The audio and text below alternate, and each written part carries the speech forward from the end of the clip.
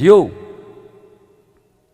जीवन में ups and downs आते रहते हैं, कभी घन घना, कभी मुट्ठी चना, कभी वो भी मना।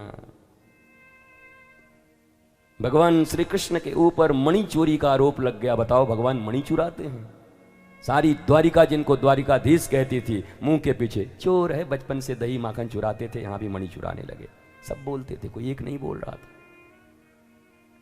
रामावतार में किसी धोबी के बारे में कह दिया गया। भैया किस रामायण में लिखा है, मुझे बताओ तो। हमने भी बहुत रामायण ढूंढा, हमको तो नहीं मिला।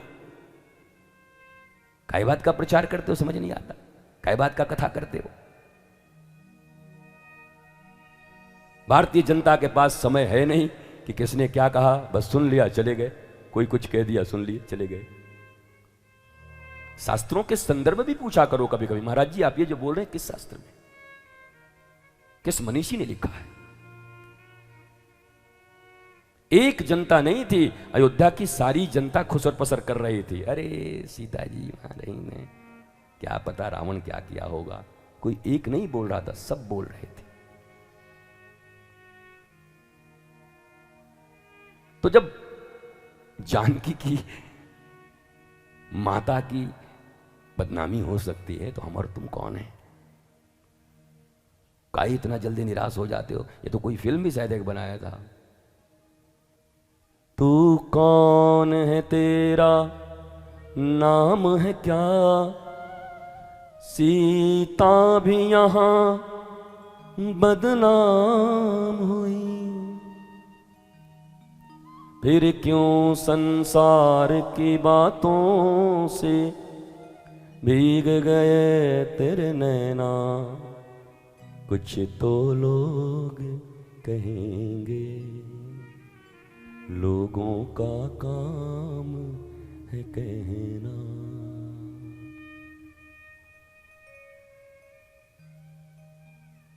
तो लोग किसी को नहीं छोड़ते, श्री कृष्ण को चोर बता देते हैं, मणि का, सोने का, धन का। सीता के चरित्र पे उंगली उठा देते हैं। और मजे की बात यह कि लंका वाले नहीं उठाते, अयोध्या वाले उठाते। So called civilized persons, this is our civilization. Lanka में किसी ने नहीं कहा सीता को कि सीता के चरित्र पर किसी ने उंगली नहीं उठाई, जबकि वो राक्षसों की नगरी है। पर जिसको तुम अयोध्या कहते, उस अयोध्या की गली गली में सीता के चरित्र पर उंगली उठाई गई। ठीक से जवाब देने के लायक नहीं हम लोग। लंका में गाली देते तो समझ में आता, अयोध्या में सीता को गाली। मथुरा में कंस के जमाने में अगर कृष्ण को गाली देते तो समझ में आता, द्वारिका में कृष्ण को गाली, चोरी का। इसलिए दुनिया में कोई भी आरोप लगे, कुछ भी लगे, मेरा एक ही बात कहना रहता है, ध्यान से सुनना।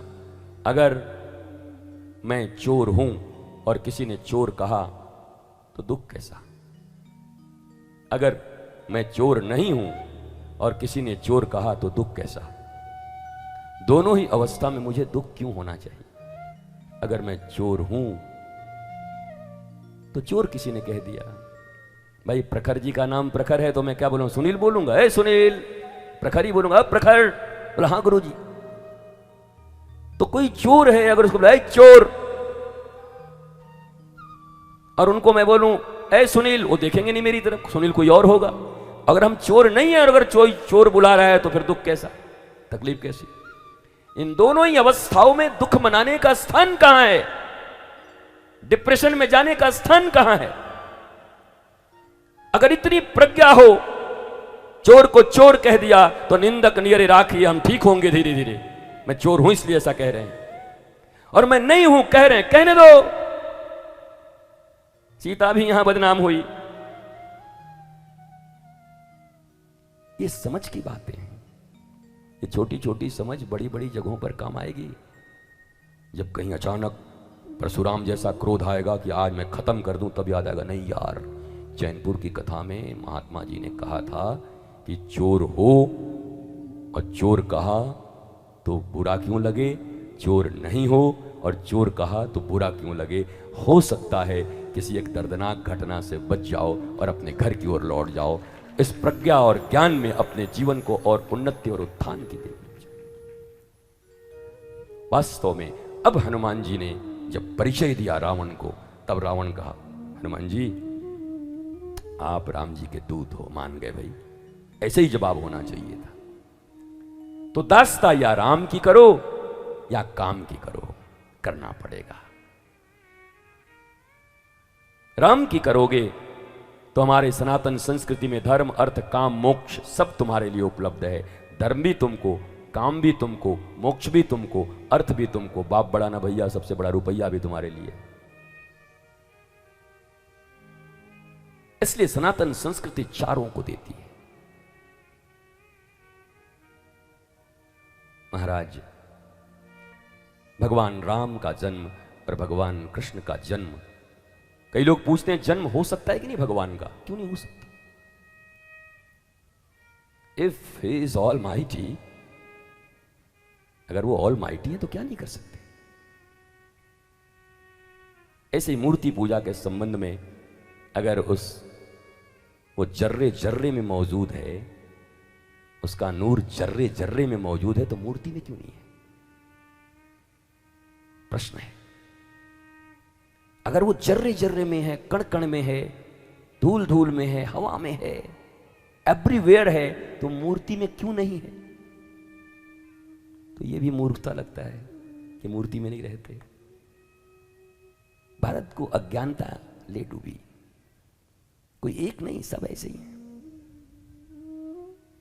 अंधों में कोई एकाक काना राजा आए तो बात बने। सब तो अंधे हैं ही धृतराष्ट्र की तरह, एकाक काने आ जाए तो बात बन जाए।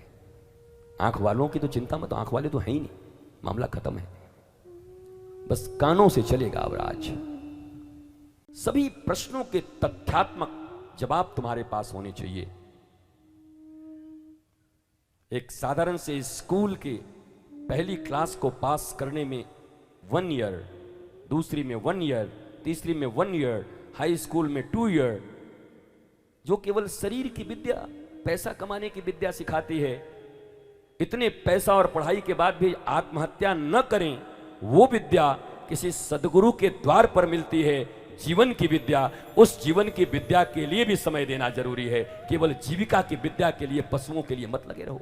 कितना कमाओगे, कहां तक कमाओगे?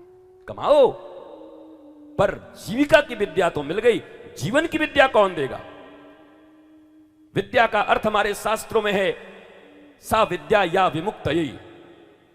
विद्या किसे कहते हैं? बोला जो मुक्ति प्रदान करता है। मरने के बाद नहीं, जीते जी फ्री, फ्रीडम, लिबर्टी,